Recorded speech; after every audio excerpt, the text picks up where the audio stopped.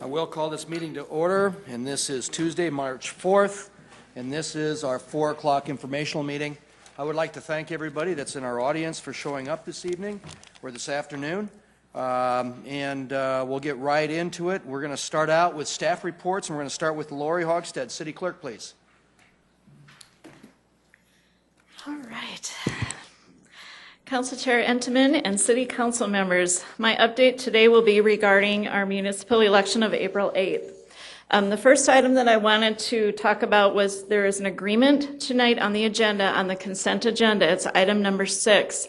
And this is an agreement between the City of Sioux Falls and Minnehaha County for election services.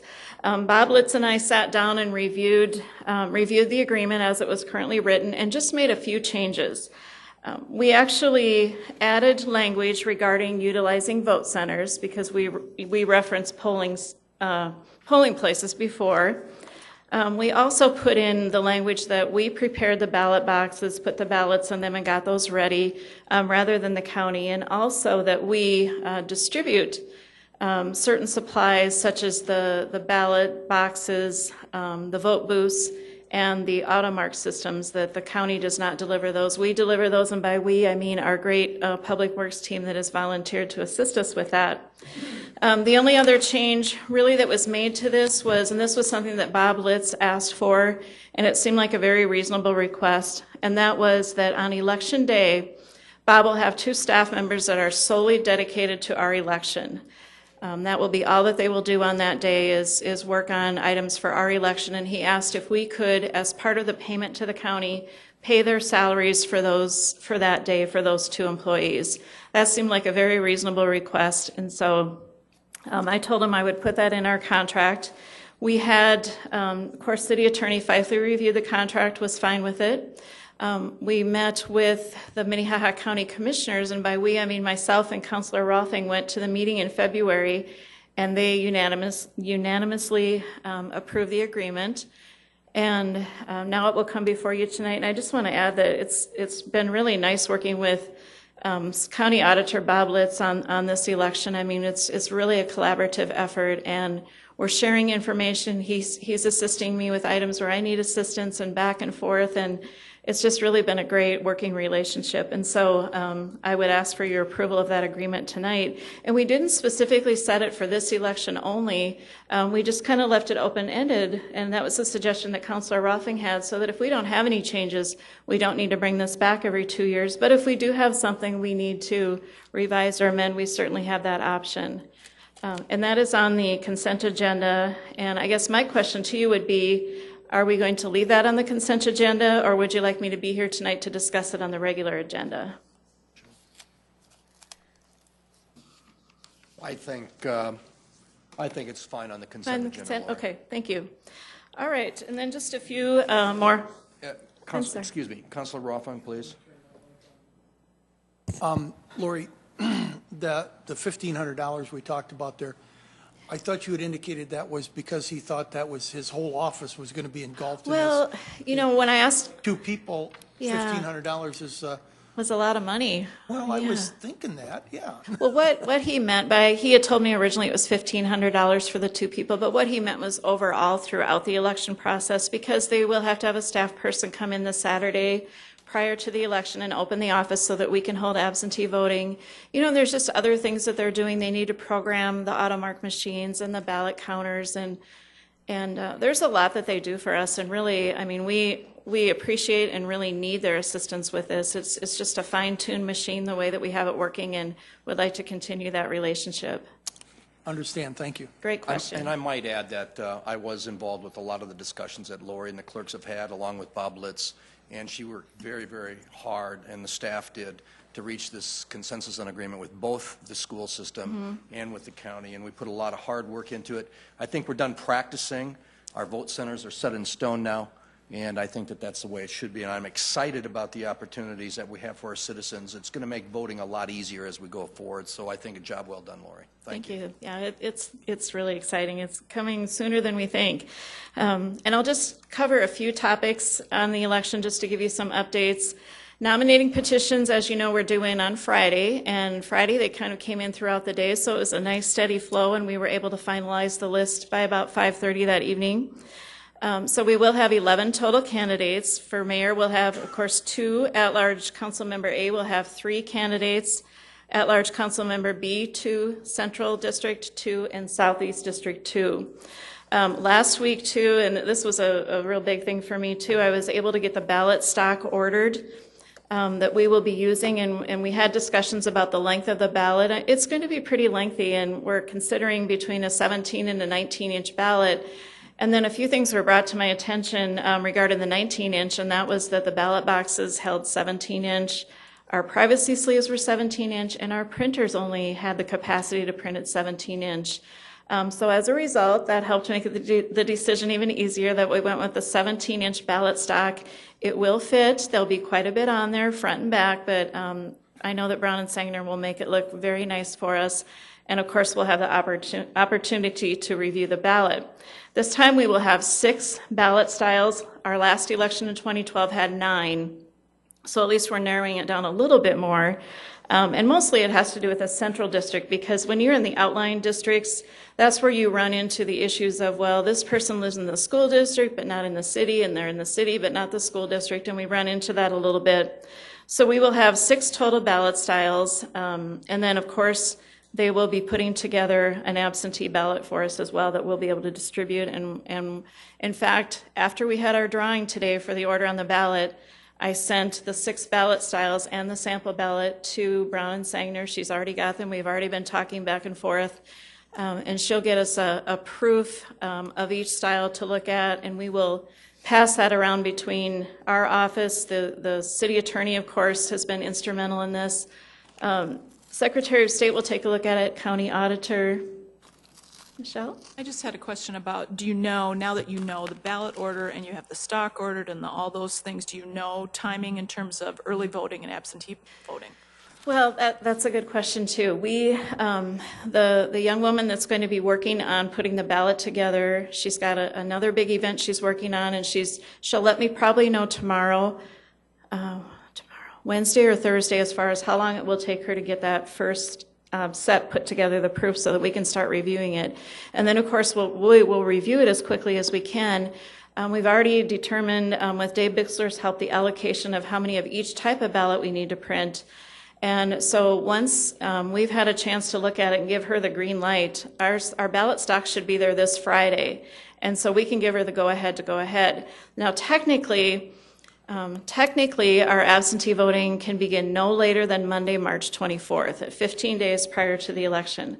However, if we do find that we have it ready earlier, I will talk to Bob Litz and see if there's a possibility, since his staff does the absentee voting. You know, if we would get it earlier, would he be able to start earlier?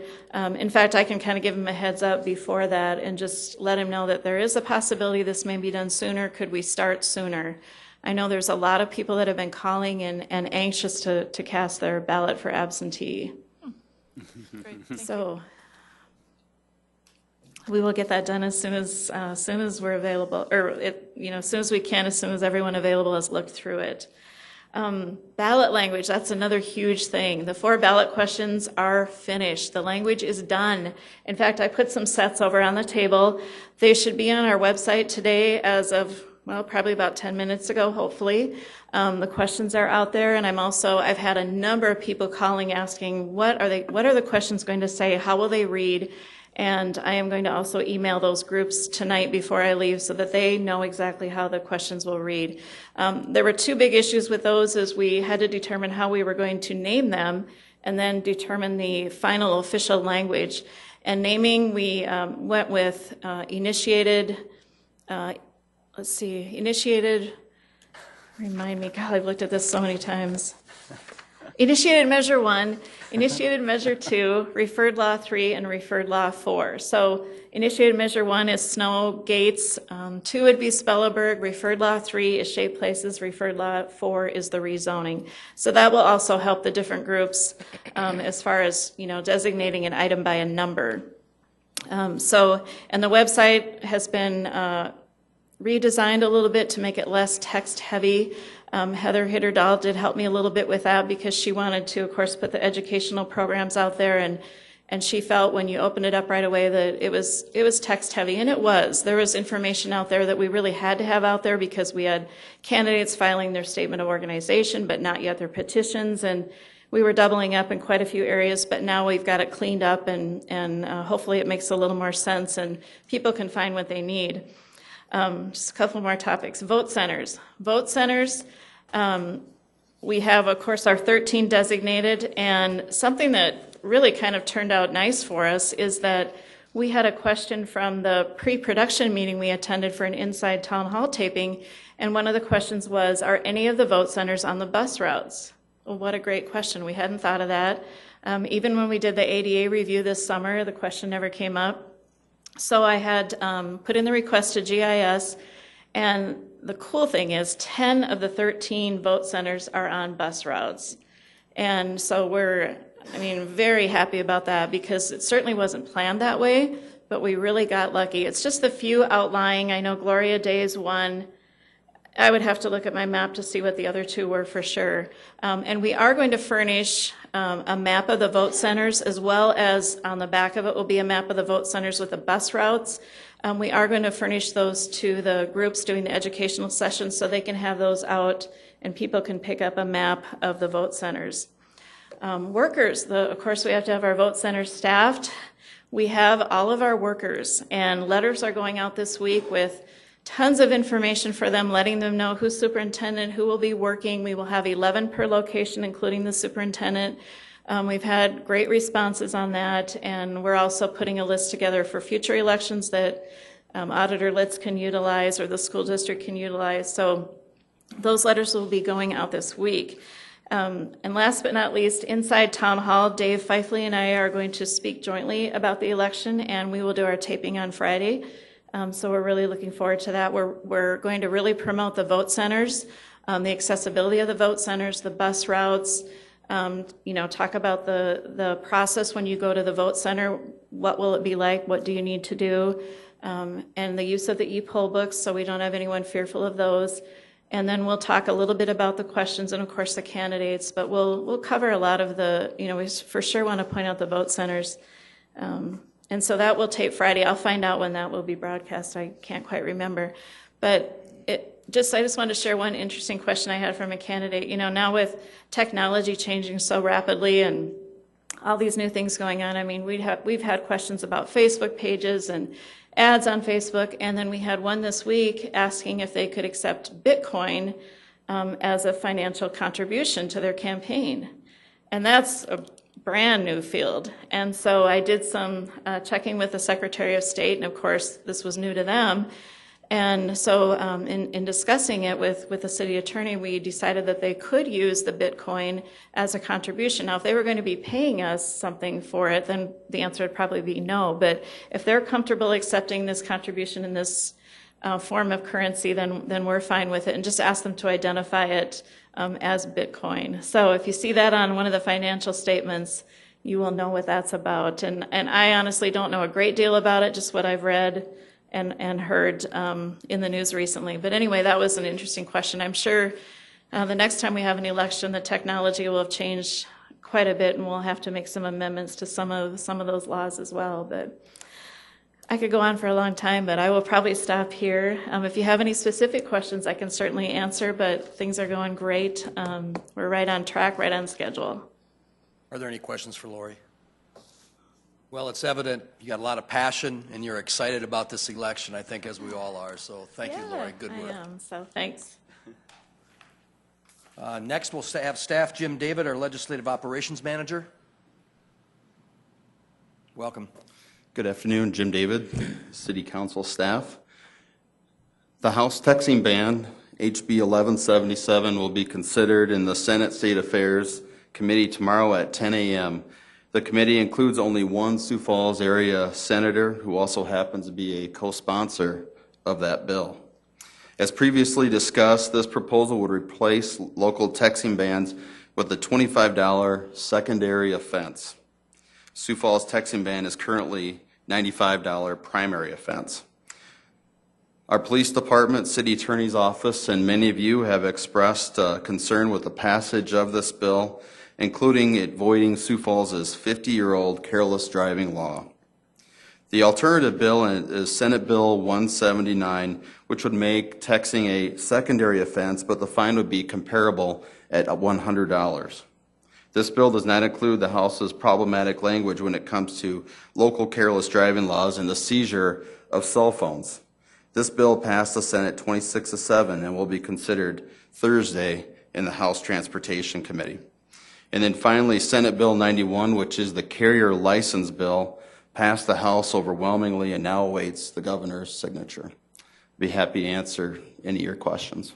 Any questions? Jim? Thank you very much. Appreciate it, Jim. Thanks for your work on this too, by the way, and all the counselors that worked on this. Counselor Jameson, thank you for the testimony you did, public testimony this year. We do have Public Services Committee. Do we have a report on that, Counselor Anderson? Yes, thank you, Chair. Tuesday, February 11th, Public Services Committee met. We had 2 items on the agenda. First item was ambulance service RFP project update. Joe Franken, the Director of Public Health, is providing a quarterly update to the committee regarding the selection of the consultant and the formation of the RFP committee. From there, she also detailed the process that they'll be using to complete the RFP and decide on the new ambulance service provider. That won't be done until 2015. Second item on the agenda has been our vehicle for hire ordinance. It's been there for quite a while. We basically took public testimony due to we only had 2 members of the committee available by the time we got to this part of the agenda. So we allowed public testimony for about 25 minutes from the taxi owners and other interested parties. This is something we are still working on, and I hope that by the time we place a new council on here, this will either be completed or will be one of the first items that we'll be bringing up to the new council. Great. Thank you very much. Councilor Staggers? Yes, Kenny, I have a question here about the ambulance service. Are we going to have a special group of people deciding on who's going to get the ambulance contract, or are we going to have REMSA doing it, or has that been decided yet? That is something that I believe committee members, myself, I've had conversations with the mayor and Jill Franken about this. The committee will be made up of some administrative personnel, a council member, and a few citizens. Okay. When we talk administration, you're probably going to see probably like Jill Franken herself, Julie Charbonneau from the REMSA group, someone from the REMSA medical board, and then filled in with the other people that will be selected for it. Okay. I was a little concerned about having too many REMSA people on the board. Not the board, but this group that's going to make the decision, because they have such close contacts with the ambulance company that we already have in Sioux Falls, and that might have some bearing on their Yes, sir. decision making. That has been discussed, and it's something, once again, that's why we're having the quarterly updates, and I've also spoken to the audit group to have them also sort of watch over the process that they audited as a backup, just to make sure everything is going the way that the audit suggested. And I think that they are doing that. I haven't had any problems up to this point. Okay. Thank you. Thank you. Are there any other questions for Councilor Anderson? Okay, council open discussion at this time. Councilor Rolfing, I believe. Yeah, I just wanted to make everybody aware that there's a Transit Task Force meeting tomorrow here at Carnegie, 3:30. We're making some preliminary progress. I mean, there's some real hope that we found some areas that we can move forward with and save some money and do some interesting things with the transit system. So if you're interested, please show up tomorrow at 3:30, and we'll continue to report back. Thank you very much. Is there anything else before the council? Yes, Councilor Staggers? Yeah, this is really a question I have more than anything else. I wish we had some more people here. Maybe they could do a good job of answering this question. But when it comes to the education meetings that are taking place, we had one last night. I wasn't able to go to the one last night, but I did see on the internet, on the city website, the tape the videotape dealing with the different issues. And the issue dealing with the outdoor pool, it seems like half of the presentation deals with an indoor pool. And we're not talking about an indoor pool. Can somebody explain the rationale for spending so much time talking about an indoor pool when we're dealing with an outdoor pool on the ballot? I mean, maybe there's a good reason, but I don't know why. Well, I can speak to one thing. We asked for an informational session, that we wanted examples of what an outdoor pool would look like and what an indoor pool would look like based on what the ballot issue itself was. There was a lot of talk about what opportunities are there going to be. We had a lot of discussion about an indoor pool there. That was proposed on that site. And of course, then the petition then it was filed.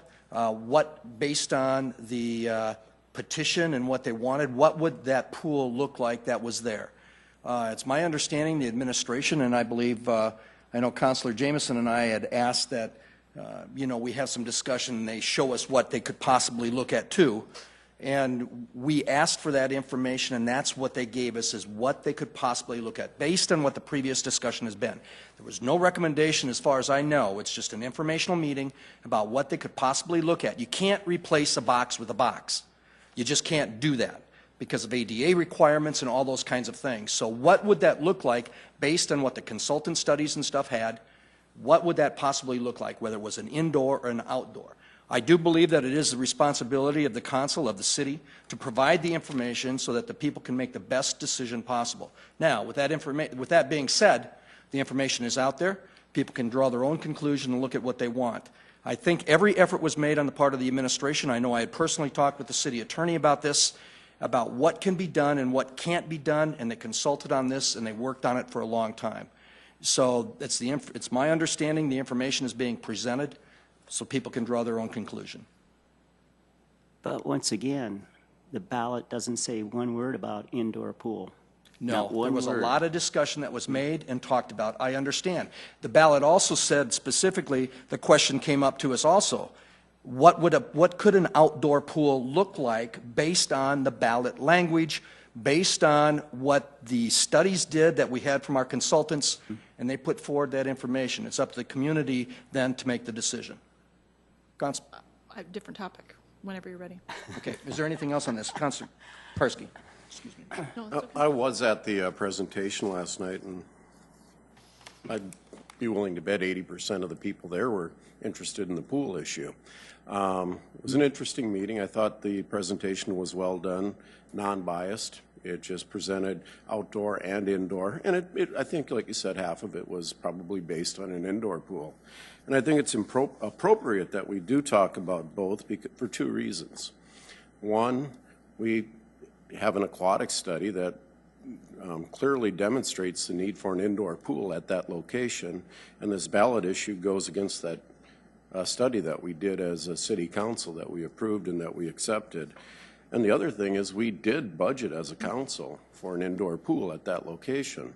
So this ballot issue typically is, or truly is, against an indoor pool, even though it specifically states an outdoor pool.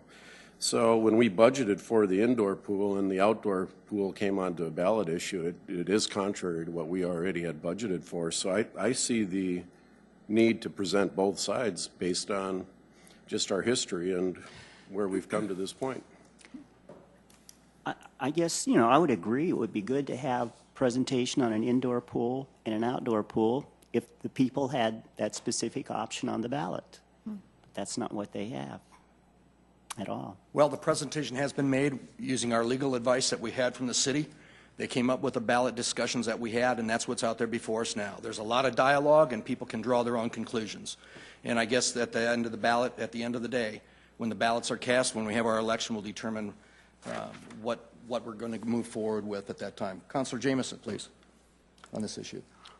Right, on this issue, I still haven't seen the videos. I know that that's not under our authority. That's been authorized and managed by the administration. They're doing it. Did they present the, you know, for me, just listening, the idea of the initiatives are different than the referrals or referendums. And the initiative on the snow gates, does that also have any other, is it just, did you see the presentation on snow gates? What do they do with that? Do they have a pro and con on snow gates? I wish I could say I sat through that. I was in and out frequently, just based on discussions and calls I received. But I know Galen did take 10 minutes. There were absolutely no questions from any regarding the snow gate issue. I think people are pretty much for snow gates, but maybe I'm wrong. Right. Well, that just kind of makes the example maybe more pure. Is that you would think there would be, because we sat through, I would say, years of discussion about snow gates and that they were too expensive and we shouldn't have them. Lots of records, lots of history testing. So I'm surprised that there wouldn't be a con presented as well on the snow gates. If I might, on that particular issue, the administration came out in favor of snow gates. Once the studies were completed that we had, the ballot, the petition came out actually before the final study was complete, and the administration came out in favor of snow gates. The thing is, the petitions had already been filed. So at that point in time, you know, the administration could quit talking about it, but their report was that they were in favor of snow gates at the time. When the final report was issued, it wasn't as expensive as what we were led to believe, and that was the information that was presented to us, if I remember correctly. Michelle. Different topic. I have it on this topic, though, if I could. Please, Yeah. I'm sorry. The Snowgate, as I remember, I was in and out a bit too, but I was there last night, and I do remember Galen presenting the information he has to this point. He has not finished the information for 2013 or the 13-14 snow season yet. Hoping to get that information before the vote, if we can get that. If not, we're going to have to go on just the vote, just the information he has up to this point. The parts that I did see, Councilor Jamison, basically talked about the history, the studies, the parts of town they were used in, you know, everything from the width of the streets to how they were used, the different snow gates, the vendors that were used. It was all purely informational, and like the pool, didn't advocate either for or against snow gates. Good. Ready? Different topic? Please. Michelle. I would just remind folks, first of all, that whether you can get to those meetings or not, there's 8 meetings planned. Those videos are going to be available online, and they are done by a video basis and then a Q&A after. So it's all, everybody's getting the same presentation. Then I just wanted to circle back on 2 things that we talked about previously. One, Councilor Staggers asked about who's going to choose the sort of the winner of the RFP on the ambulance process, and it will work the same way that RFPs work. In general, that committee, whoever that ends up being, will pick that. And then council has the final say because it is a contract. So remember, we have final say. The second thing that I wanted to circle back to then was the taxi ordinance. Several of us have toured now one of the larger taxi firms in town and had our eyes opened, and it was an interesting experience, and I just appreciate my colleagues going along with me on that. And I just invite you all to kind of be a part of this and kind of get involved with it now, because we're getting down to it. We're going to finish it soon. So that was all I had. Anything else in open discussion? Counselor Jameson, please. I just wanted to update you guys a little bit on the, you guys, listen to me, sorry. Okay. I want to update the council on a Metro Management council meeting we had last week. They outlined a Metro Management strategic plan. It's just a 5-year plan. Councilor Intiman was involved in this. We're working on a strategy for the next 5 years to make sure that that program, that Metro 911, stays efficient and responsible, and then potentially even saves money with this new plan. So a lot of good work happening on the with that group. There's still some things left to be finished, but look for this plan to be moving ahead for us to approve someday later. And if Councilor Intiman had any comments he wanted to add, but there was a lot of hard work by a lot of people put into making the strategic plan a reality, and I just want to make you aware of that. Yeah, and I might add, you're right, Councilor Jameson. It was a very good process, the strategic planning session. The staff and those that were involved were very, very passionate about providing the emergency services that Metro Communications provides, the communication services. And hopefully we'll see more of that as we go forward here. Like you say, it will come before this council for final approval, so there's more to come on that yet, too. Good job. And then just another note, the cycle of calls that come into the city, they seem to ebb and flow with the weather. And as the weather warms up, there's just more calls that come in. And if there's a snow event or an emergency like that, something like that, lots of calls come in.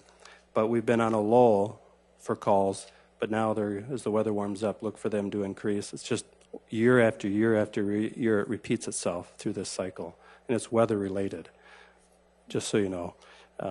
One other last thing, if I could. Tonight, item number 64, regarding the TIF ordinance revision that I've been working on for a while,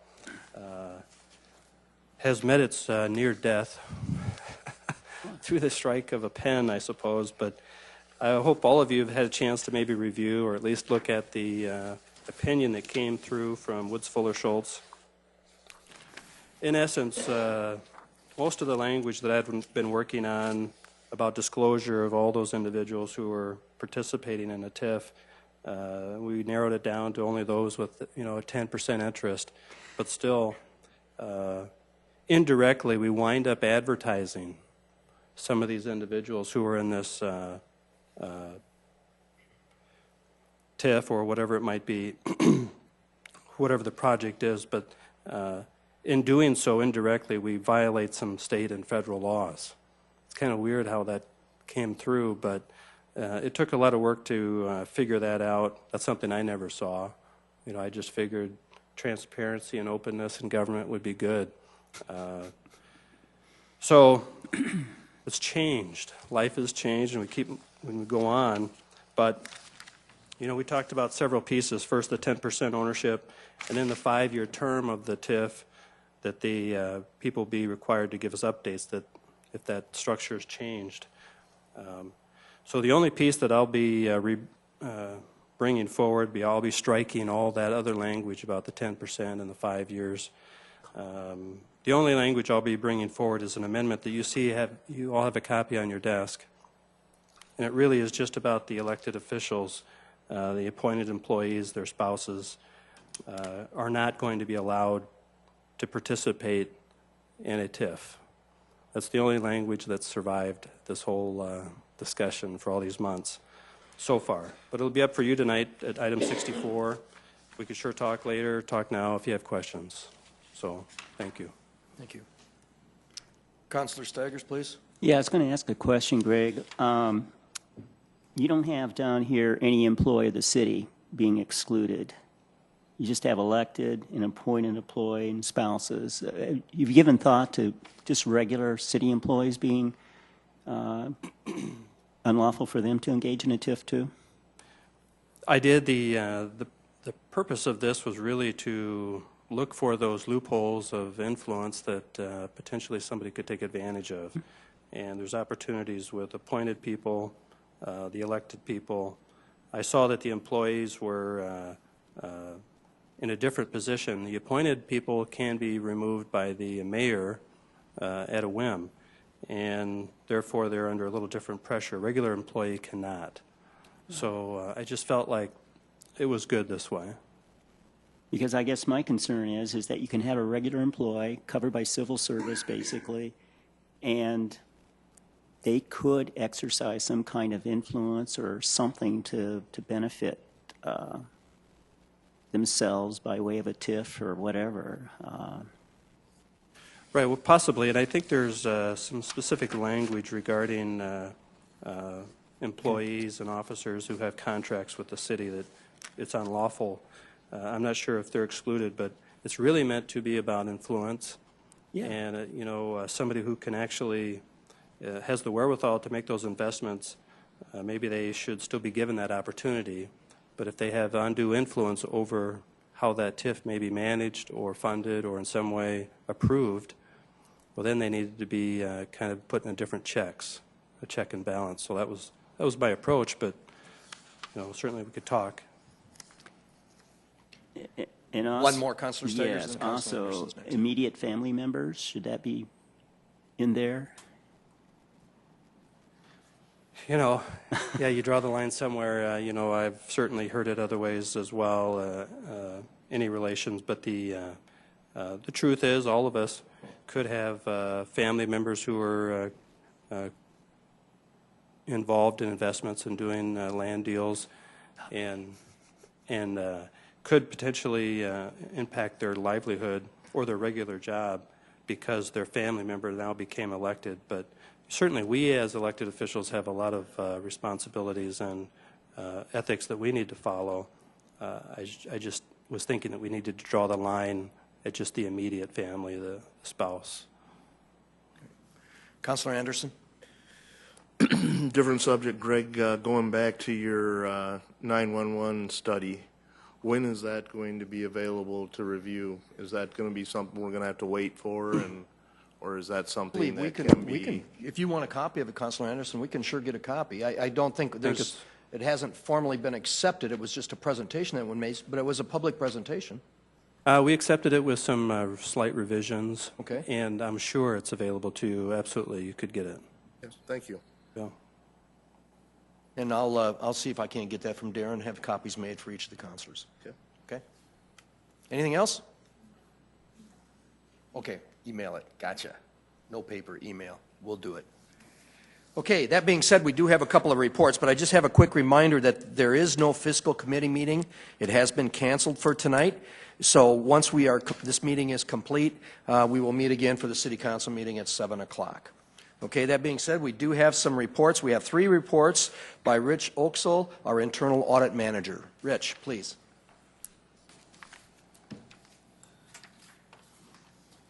Good afternoon, council members. We have 3 reports that went through the last audit committee meeting.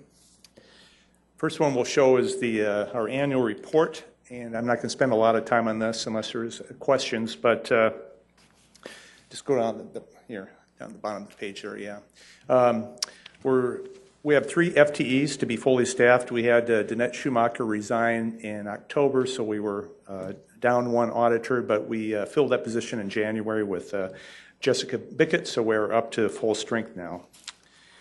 So if you go to the second page, page 3 there, the independence and objectivity, just to remind the council, and this is part of meeting our audit standards, that we have to be organizationally independent of those that we audit, and we are because of the way we're placed on the org chart, and so that's very important to have that independence. That the people that we're auditing and the contracts that we're auditing, we're not in fear of losing our job if we have a negative report.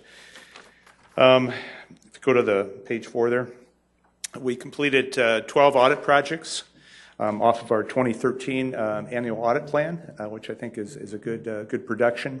And out of those 12 reports, we had 14 audit recommendations to improve controls and operations. Auditees concurred with all the recommendations that we made.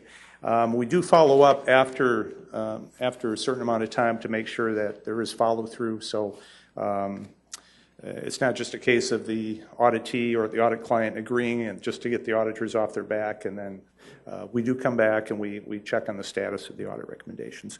And then the very last page is just a few of the frequently asked questions. You know, for example, how do we select our audit projects? What's the difference between the external auditors and the internal? And then who audits the internal auditors? So I'm not going to read those, but if you have a question, I'd be happy to answer your questions. Are there any questions for Rich concerning the annual report? Okay, Rich. Okay, let's move on to that leaf drop-off. Okay. This report was at the request of management. Public Works knew that there was some lacking of ideal internal controls for the leaf drop-off cash handling. So we put this on the audit plan for 2013, and the city offers 2 sites. There's one on Chambers Street by the street department, and then there's one on Lyons Boulevard by the, I think that's on the west side of town. And it operates in the fall when the leaves start dropping, and people can come to those drop-off sites, and for $2 per load, they can get rid of their leaves. And it's a very popular program. And normally they use seasonal employees for these to man these sites. One person collects the money, and the other person is observing what is being dropped off to make sure that there isn't any garbage or unacceptable material going in the pile. So obviously, you don't have ideal segregation of duties. When somebody comes up and gets, pays their money, you just have one employee there. Ideally, you'd have more checks and balances than exist. And we just had 2 recommendations there on the bottom of page 3. We just recommend that they enhance the physical safety of the cash at the drop-off sites. We thought that was lacking a little bit, and management concurred with that. They'll try to come up with maybe a little better system of physical security for the cash. And recommendation 2, which is at the top of the page, we just recommended a little more management oversight to compensate for the lack of segregation of duties. And management had a long response there. They're thinking about some ideas that they can use for greater oversight. It was a very cooperative audit. We had a good discussion on what could be done, and we felt good about it. Obviously, management realized it wasn't ideal. We knew that going in, and so the discussion was, what can we do to make it a little bit better? So I think we accomplished that. So is there any questions about that? Trent Lubers is here from Public Works if you Are there any questions? have questions too. Councilor Karski, please. Just curious, Rich, on how they got the car count. Did they just divide the fees out and by 2? And No, they actually do keep a tally. Yeah, who's counting them? the people at the sites. Yeah, Okay. Yeah. Interesting. Okay. it's a manual record, but they've been experimenting with having a little laptop there, but it's a work in progress. Let's put it that way. So, Are there any other questions on this one? Okay, Rich. okay, the last report, we'll spend a little more time on that. That's our financial condition analysis. And if you go to the very last page there, it's our comparison cities. We've done this analysis, I think this is probably the 3rd time we've done that, and what we're doing is going through these comprehensive annual financial reports. We call them the CAFR, and every city is required to prepare this, and they're easily available on city websites, so it's easy to get the information there for these comparison cities. If you go to page 9 there. We're trying to use the same cities that other departments use when they present information to you. Cedar Rapids, Des Moines, Duluth, et cetera. So we have these cities that are in the upper Midwest that are roughly the same size as Sioux Falls. And so we're looking at, we're playing with the numbers basically. We've got the audited financial statements for the city. We're running some financial analysis, looking at some ratios, trying to make sense of this. Typically, these CAFRs are over 100 pages. There's a lot of numbers on them. They can be very difficult to read if you're not a specialist in government accounting, which most elected officials are not. So we thought this approach was a good analysis that was independent of the administration, and you're looking at statements that are compiled under generally accepted accounting principles. And the limitations of this is that you're looking at historical information, you're not projecting future financial condition, you're doing a broad overview, you're not attempting to measure the level and the quality of services, you're looking at the numbers and what they say. Okay, so let's look at page 3 there, under the results. That first one we looked at is what they call the current ratio. That's a measure of short-term solvency. In other words, do we have the cash to pay our short-term bills? And the good benchmark would be a ratio of at least 2 to 1. You're looking at your current assets compared to your current liabilities. Now, you can see our benchmark, we greatly exceed that 2 to 1 ratio. There's no warning trend there. Our liquidity exceeds the benchmark. In 2012, it was almost 8 times the current assets exceeding the current liabilities. And then over the last 10 years, you can see that the ratio is quite high. So that means we're in a good position to pay our short-term obligations.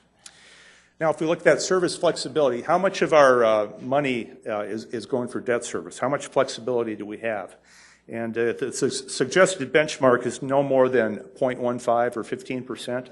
So at the top of page 4, we calculated our debt service, and it was low.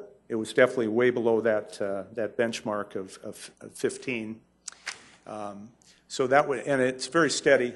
Hasn't changed too much over the last 10 years.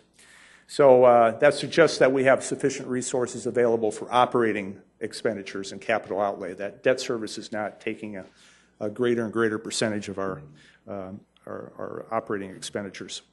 Let's look at dependency. That's on the bottom of page 4 there.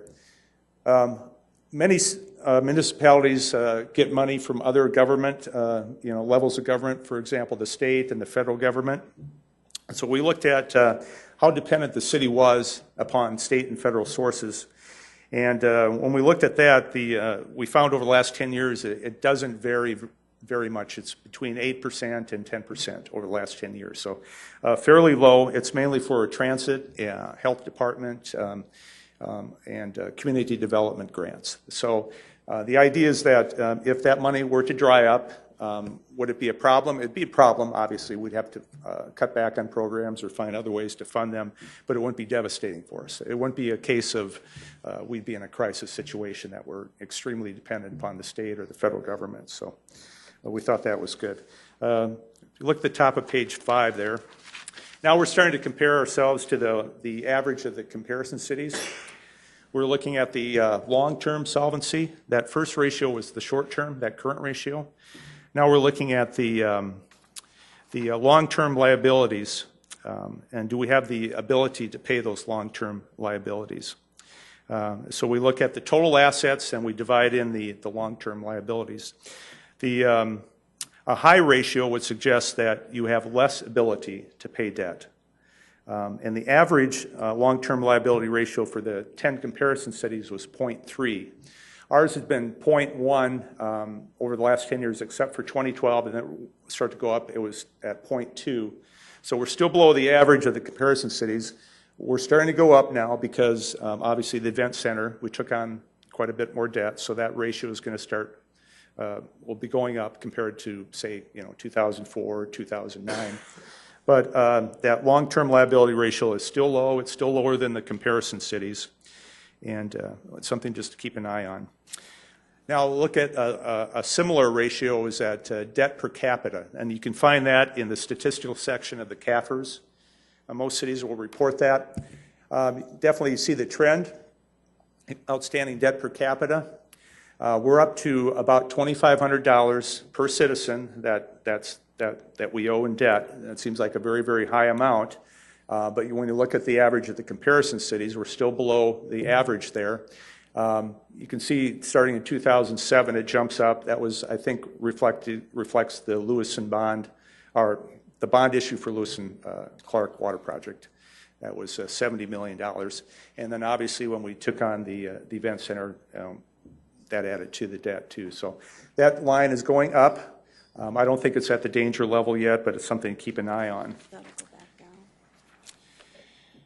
On page 6 there, I'm not going to go over that. You're very familiar with the goal of having 25% in the rainy day fund or in the reserves at the end of the year.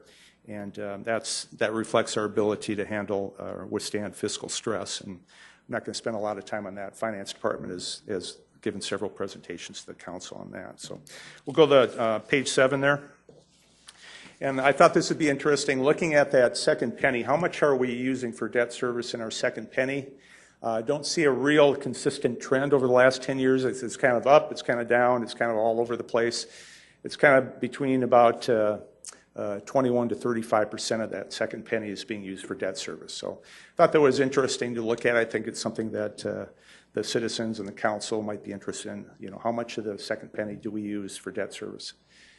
No consistent trend right there. So our conclusion was that we're in good financial shape based on the various indicators and the ratios. We compare favorably to the comparison cities. Long-term debt obviously has steadily increased with the Lewis and Clark water project and then the event center.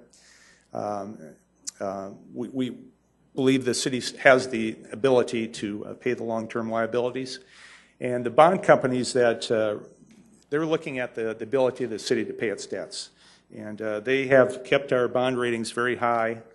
I think we have a footnote there. Moody's has us at AA2, and Standard & Poor's has us at AA-, and those are very high bond ratings. And there's a case of objective analysts looking at the ability of the city to service its debt, and they see that we do have that ability, and rate is quite high. So if there's any questions, I'd be happy to try and answer those. Otherwise, Are there any questions for Rich on this report?